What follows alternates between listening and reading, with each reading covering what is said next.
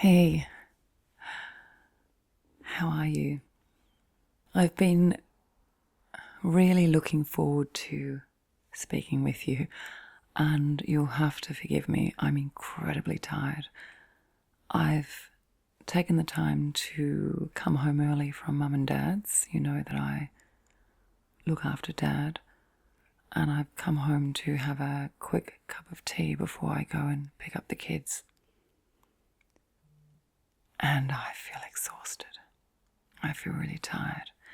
I have a cup of tea with me here, and I'm going to edit out the drinking sounds because I'm so desperate to drink this tea. You know how when you've had one of those days and you have a cup of tea or coffee and you put your hands around the coffee and you think, oh my giddy aunt, I'm finally having this beautiful cuppa. Well, that's how I feel, and I really wanted to share this moment with you. I have so much news. I'm just bursting to share things with you, and I sat down in my chair and I tried to order my thoughts in my head to think about what to share with you first, and then I just decided I kind of wanted to crawl into bed, and then I thought, no, I will have a cuppa and I'll have a chat with a friend and have a share. Is that okay with you? Do you mind if I take a few minutes of your time to have a cup of tea with you before I go to school and start the wonderful onslaught of parenting from school pickup until the kids hopefully go to sleep? By the way, while I've got you, I've had several requests for the sound of the boys' fan. My boys both have sleep apnea and they have breathing problems, and now this has resulted in damage to their teeth and the growth of their jaw and tongue. So at night, I bought the fan, so I guess I designed the program. I gave them a fan so they go to sleep with the white noise of a fan. So I'm going to record that noise for you and play it against a black screen to hopefully give you the same benefits as my boys. I love that fan because that fan allows me to relax at night. So I turn on the fan so they can sleep, and after they're asleep I turn off the fan so that I can record hopefully quality videos for you. If you want, you can get a cup of tea and sit down with me, or snuggle up in bed, or sit on your favourite chair and let's have a lovely, friendly chat and take that time out of our day to relax and chat and ponder and wonder and discuss. I've got so much to talk to you about, and then today I had, and I could say one of those days, but that isn't correct really, because now it's quite often. I'd like to share my day with you, but I'm wondering how I can do so respectfully. Let me see. Today I looked after Dad, and Dad didn't have a great day. Dad is a magnificent man. If you've read my book, you'll know that he is a retired judge. And he's an amazing judge. He did amazing things for the law and for the marginalised. He was brought up in Poland and then was captured, and together with his sister and his brother-in-law, he went to more than one prison war camp. And eventually he came out to Australia, and he was one of the first immigrants to become a judge. And he had such pure and caring thoughts about the marginalised, about those in need, about people without homes. He has the most brilliant mind. I've learned so much from him, and so many of my thoughts and my beliefs are or rather stem from who he is and Dad's paradigm of thinking. Anyway, you know that he's not well, and I don't share the nature of the illness out of respect for him. But he won't recover. He's just going to deteriorate. He's happy. Those of you who follow me know he's happy. He gets to... Oh dear, sorry, you're going to hear that. The outside noise. The cars. Because it's not nighttime, I'm recording in the daytime. He has one of those neurological movement conditions that just deteriorate.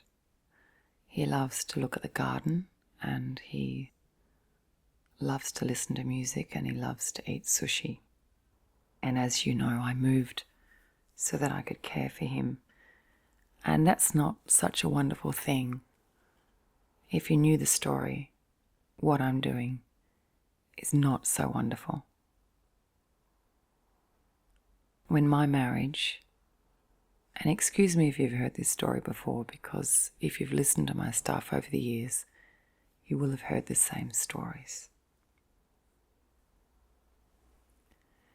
When my marriage was ending, and I just couldn't believe it. I remember feeling the pain was so bad that I thought, I can't breathe. I felt like my chest was tight. And there were days that I would go to bed during the day and cover my head with my doona and think, this can't be happening. There's no way this will happen. And at night, I used to get really anxious. Oh, I can't describe it. I felt a desperation, like I wanted to reach out to anything that would tell me it was going to be okay.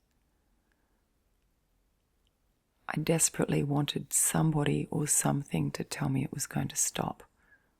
But it didn't stop, and it didn't end slowly. So there were so many days where I felt horror, and I feel like I don't have the right to feel horror about that, because people have real problems. And a marriage ending is not really a third world. Well, it's not a third world problem, is it? But for me, my focus on the family unit was everything.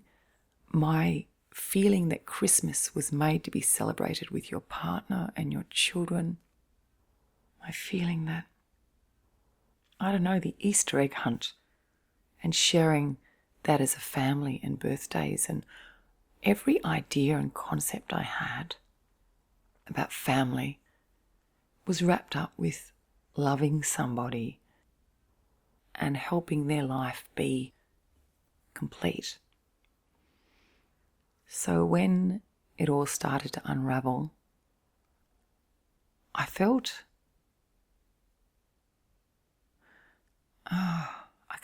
there's no words to describe the thought. And I used to at night go to bed and lie awake and think, this isn't really going to happen, is it? And if it does, how will I afford it? And how will this happen? And how will this happen? And what will happen if this happens? And I'm not really going to go through all that pain, am I? I mean, people don't really go through that level of pain, do they? And then I'd say, stop thinking, just stop thinking. And then that would become a thought process in itself. And the thinking about stopping thinking became another thought, until I was kind of drowning, as if the thoughts were heavy rocks lying upon my chest, weighing me down. And I used to say, I've got to go to sleep. I need to get up and work. I need to look after the children. I was a personal trainer at that stage, and 6 mornings a week I would get up and do classes, spin classes and yoga and give to others. And I felt like I couldn't do it. I felt like there's just no way I could do it, but I needed to do it because I needed the business to continue. So I'm almost doing it now. I'd go in circles. I can't work. I'm in too much pain. My business was on the property where we lived that we owned. And you can see there was another problem. And so my thought process would get faster and faster and faster. Like a mouse upon one of those circular treadmills. Until I just felt frazzled. And I used to ring my dad.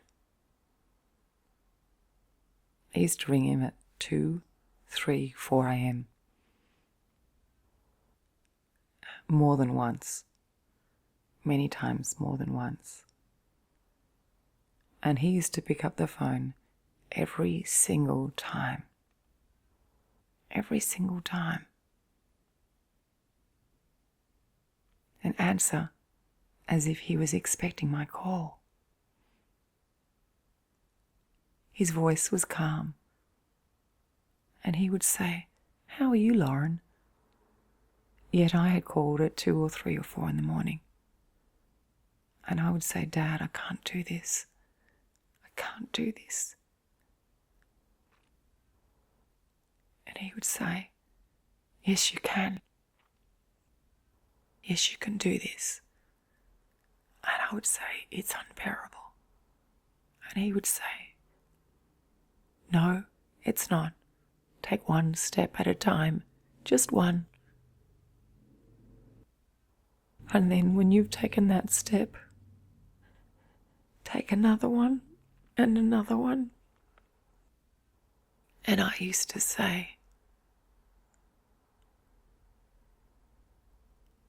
"I can't do this." And he would say, "You're not a victim. It's not who you are. You can do this." And then step by step he helped me. And step by step I was okay. Every worry I had, I would go to him. And he would always say, "Let's map out the points." "No, you're rushing ahead, Lauren. Let's map out the points. Get out a piece of paper, write it down. First point, second point. Where do those points go? Where is the logic?" "No, Lauren, you're being emotional. That won't help you. You can do this. Order the points. Be in the present, step by step." He's just such an amazing man. I have so many beautiful stories. And then he got sick. And over time, you know the story. And now I live here, maybe a kilometre, maybe a bit more. I haven't measured it from their place. And today, he had a difficult day. And it was embarrassing for him, and he struggled. And at one point when he was struggling with movement, he looked up and he looked at my mum, and he looked like he was going to cry. He was in pain, and he looked at my mum and he said, "I'm sorry. I'm so sorry." And she smiled and she said, "I love you. It's okay. It's all okay." Then I went out and I did some other things that I needed to do in the house. And then I thought I'd come home. So I went to say goodbye to Dad.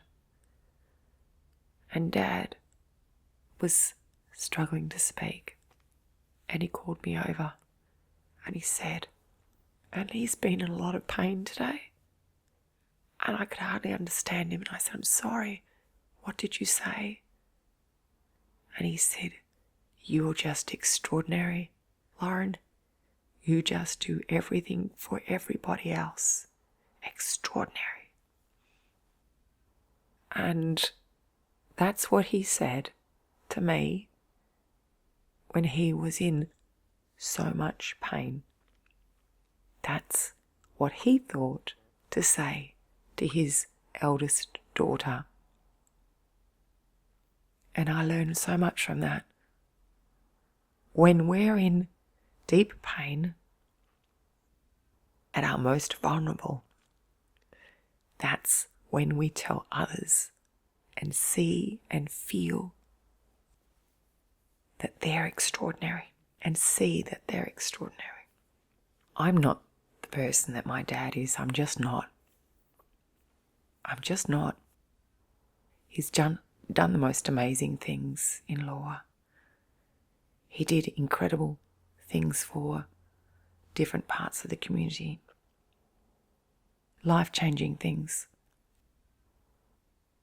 And I'm so privileged to look after him, to help him stay at home. I know some of you are experiencing really difficult challenges. I know from your letters that some of you suffer post-traumatic stress disorder from the war, from serving. I know that some have lost your children. I know that some of you have illness, experiencing loss. You feel lonely. You know, we're actually not alone. We have each other. And perhaps we're countries away, nations away, suburbs away. But distance doesn't matter. It doesn't. It's how you feel that matters. When I was at my worst, I started YouTube for no reason at all. And then I used YouTube to promote some of my exercise videos to my clients, to explain exercises. And then when I was sad one day, I did a video on never giving up, and that one was successful, then another and another. And then people reached out to me and they cared, and they filled the whole of my loneliness.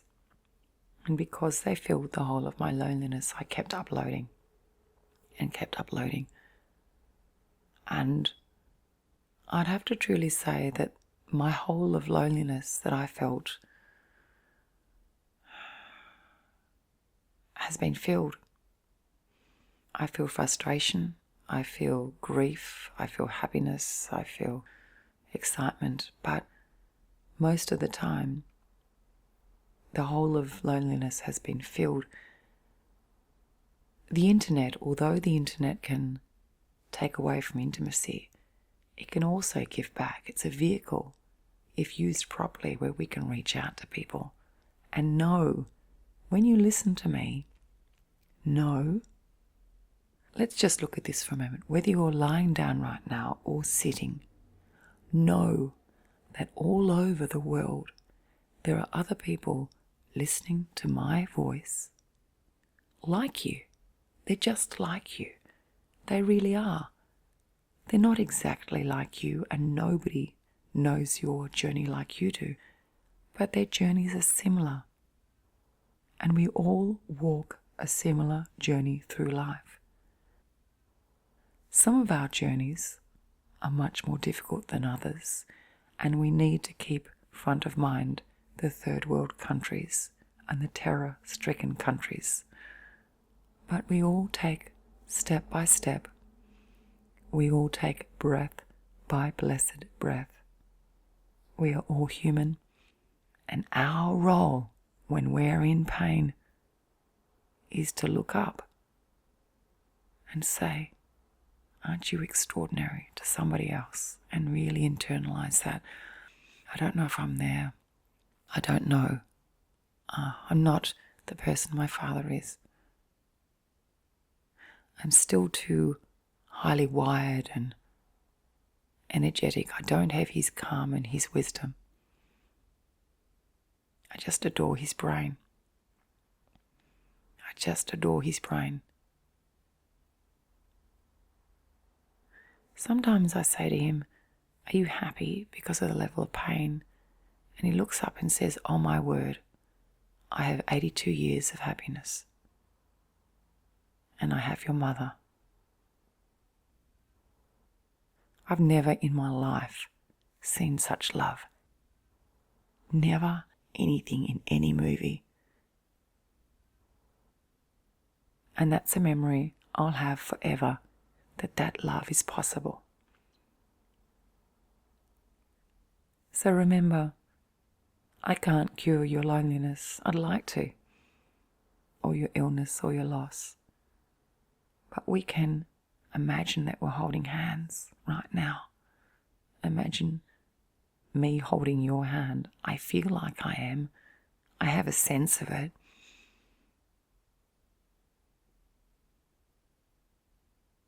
When I speak to you, I feel I have a friend.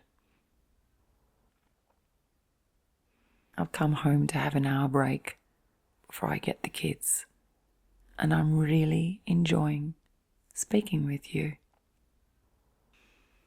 Thank you. Thank you so much for all your ideas and response to my recent video asking, what do you want and what is your journey and what content should I or could I provide? I've really enjoyed your responses. I haven't replied to them all. Life can be really frenetic for me, and I will reply to them all. I probably get to about 15 comments a day. But I will get to them all, and I'm going to listen to them and create that content. The comments you wrote were so beautiful and so heartfelt. Why you liked certain things and what content you liked and your own personal journey. Really beautiful comments. If any of you listening haven't seen that video, it's my last, I think it's 3 videos ago. But the comments, look at the comments underneath. Look at them, because what that shows is a beautiful community. In some of the videos on YouTube, you look at the comments underneath and they don't necessarily reflect a beautiful communal heart. If you look at the comments under that video asking about your journey, it shows, it demonstrates a community, a caring community, people that may be hurting, people that may be suffering, and still communicate, reach out and care. There's so many comments there where people care about me. And yeah, don't worry about me. My life is so much better than it was, and in so many ways. And I can't describe the happiness it gives me to care for my dad. This just no description. It's so wonderful to give back, and it's so wonderful to know that I am the one that's arranged his care at home. That sounds really arrogant, doesn't it? I'm sounding arrogant. I need to monitor that.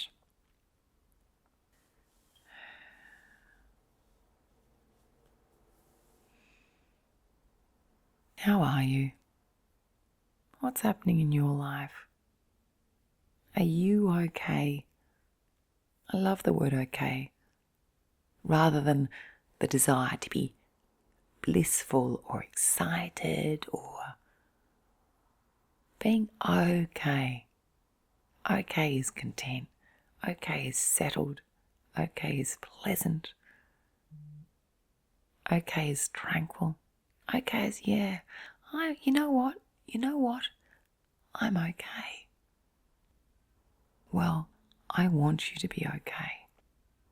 And I don't think feeling okay is about everything being right in the world. I don't think we get to that place. But somehow in the mayhem, amongst the illness, amongst the loss, amongst the lack of justice, we need to feel okay. And in the depths of our pain, we need to see the extraordinary in others, and we need to find ways to help others. I don't think I help people enough.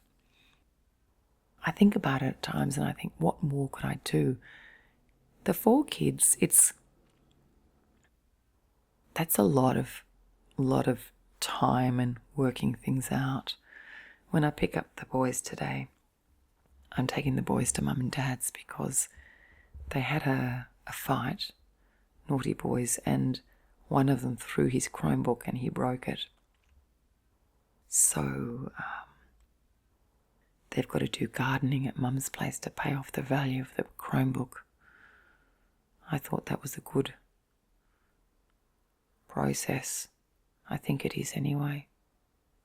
And later tonight I'll go to gym with my girls. What are you doing?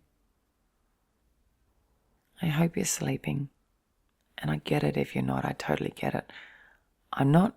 I have this super calm voice with meditation and it's kind of funny. I'm not that calm. I don't always sleep. I worry about the boys' sleep apnea. And then I'm a big overthinker. And that is why I love meditation, because when I meditate, it helps me simplify and order my thoughts. Just like my dad says, stop, Lauren, one thought at a time. Order your thoughts. Point 1, point 2. Now, what is that pattern saying to you, Lauren? Just be in the thought as it occurs. What is that journey of thought saying to you, Lauren? And this is what I learned from my dad. Life is just amazing. Isn't it amazing? I hope you're okay. Thanks for listening. I'll get to your requests. I comment as much as I can, and sometimes life goes pear-shaped, belly up, and you don't see me for a few days. But aren't we all like that? I don't know. We're all similar. We're all brothers and sisters. Love you all. Thanks for listening. I'll be loading more soon. Be well. Be well. Take care. Relax. Sleep well. One thought at a time. One step at a time. One breath at a time. You're okay. You're okay. You're okay.